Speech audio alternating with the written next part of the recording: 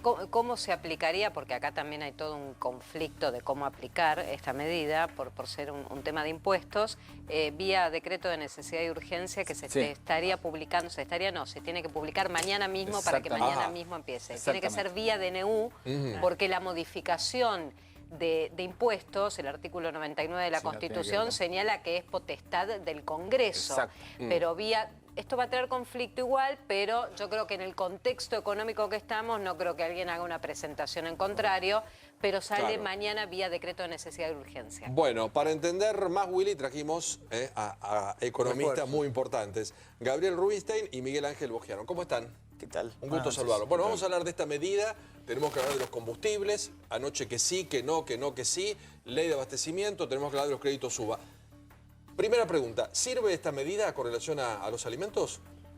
Bueno, a ver, por un lado podemos decir algo se abaratarían, o dejarían de crecer, mejor dicho, más fuerte.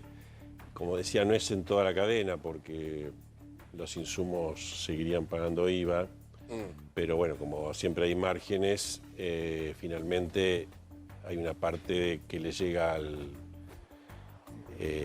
consumidor. Claro. Implica menos impuestos y también implicaría que lo que lográs ahora, si la medida termina en diciembre, en enero lo que baje ahora sería como habría un alza del IVA en enero, implicaría un salto en enero, ¿no? O sea, sería una medida que hoy tendría un efecto para que no sea tan alta la inflación y que en enero tendrías un salto. Exacto. Y si no lo tenés, digamos, hay un tema impositivo, hay una recaudación impositiva que se resiente, que hasta donde yo sé, no dijeron cómo la iban a financiar, no sé si apareció una medida. Reasignación de partidas. Claro, y hablan de un paquete de partidas, 10.000 millones de pesos. decir que no saben. La parte de reasignación de partidas siempre tenés como las otras medidas, vos decís, bueno, yo le doy ahora ciertos alivios a la gente, impuesto a la ganancia, todo lo que se anunciaba, esto del IVA, ok. Bueno, reasignación de partidas significa, por ejemplo, a lo mejor que se corte la obra pública. Entonces eso también significa que la gente que iba a recibir los sueldos por ese lado no la va a recibir. Algo se corta, no es que aparece milagrosamente 10.000 millones de pesos. Eso no quiere decir que no es un efecto positivo.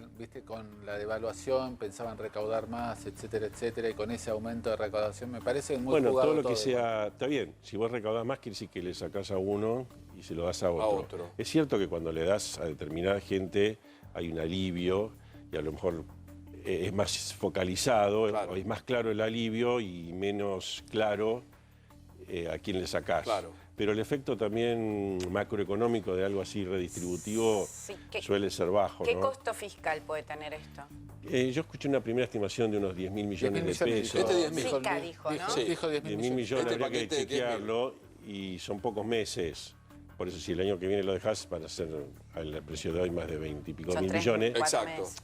Pero digamos que son esas discusiones, por ejemplo, el IVA se supone que es dentro de todo, los impuestos por un lado no son buenos, son impuestos, justamente te lo impone en general, pero hay impuestos que son más distorsivos que de otros, ¿no? Típicamente ingresos brutos es muy distorsivo porque viene en cascada. Pero este es muy electoral. Y se lo pregunto también a Miguel. Es un alivio, hay que tomarlo como un alivio. Claro, yo escuché un montón de candidatos, no en esta, pero en otros momentos, que decían, hay que bajar el IVA de los alimentos básicos. ¿Sirve o no sirve, según tu criterio? A mí me da la impresión de que más que una decisión económica, es una decisión más política, con el intento de tratar de recuperar una parte de la base electoral que los había votado. Claro.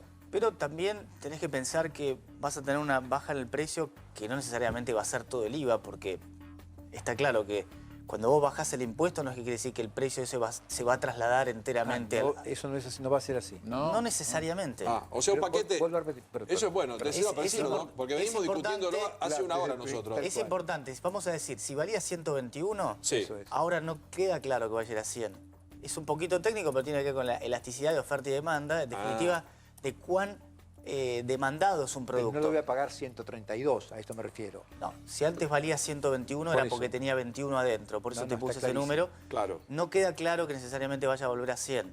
Pero no me quiero volver muy técnico ahí, porque depende también, porque el supermercado va a decir, bueno, si me están dispuestos a pagar a 110, quizá lo vendo a 110. Entonces, esa diferencia, ese impuesto lo termina repartiendo el supermercado y el consumidor final dependiendo de cuán demandado es un producto. Pero yo voy a un supermercado y compro... No me quiero meter ahí, pero... Claro, pero compro un producto de cada uno de estos que anunció Willy. Una yerba, un té, Cuando llego a la caja, ¿tengo una diferencia? Deberías tener una diferencia. Ah. Deberías tener una diferencia, pero no queda claro que vaya a ser que todo el IVA te lo va a bajar el O supermercado. sea, no es que la compra total es 21% abajo. Salvo que lo tengan hablado, pero que después es bastante difícil de implementar.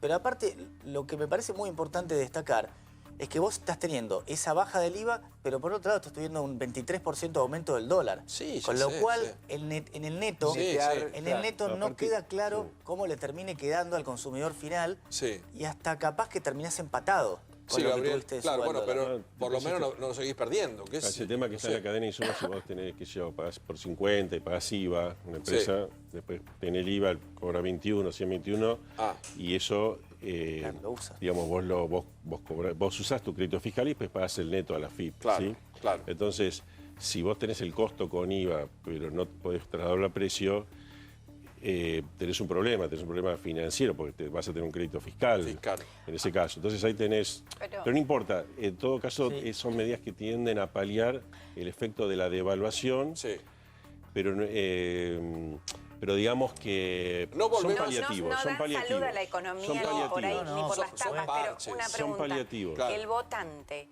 siente esto de manera inmediata o se va a demorar en sentir? Y eso lo veremos, porque cómo incide en el voto... Digo, en su economía, el votante, el que va a votar a Macri el lunes, ¿está sintiendo esto? La devaluación va por todos lados. Por eso, yo ya lo vi. O sea, un pote de queso vale 100 pesos. Pero yo creo que esto, si tiene suerte, lo empata a lo de la devaluación. Pero en esos productos nada más, porque hay un montón de productos que impactan, la devaluación impacta, que no están en esta pequeña canasta, que cuando vayas a comprar cosas, todos los efectos del costo importado lo vas a disfrutando. La verdad o sea que es algo paliativo después de una devaluación fuerte y de un susto financiero que todavía está, donde hay problemas, especialmente en el mercado de bonos, yo te diría que es lo más importante. Hoy hay una tranquilidad cambiaria, esperemos mañana. Pero no es que el desastre de hoy... Volvemos así con la varita mágica, con estas medidas, a la economía mala del viernes. El viernes no volvemos al viernes. Ya pasaron cosas. Claro. La devaluación no va a venir para atrás. Exacto. A lo sumo se va a estabilizar.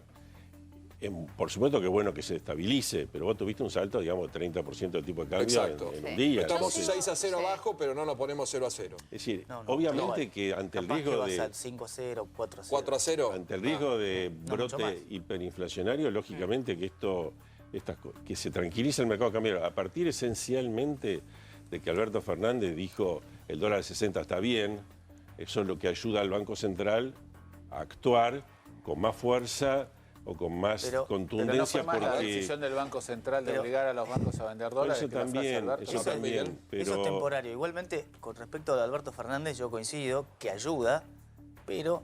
No pensemos que porque Alberto Fernández dice el dólar tiene que estar en 60, el dólar va a terminar en 60 y está imposibilitado de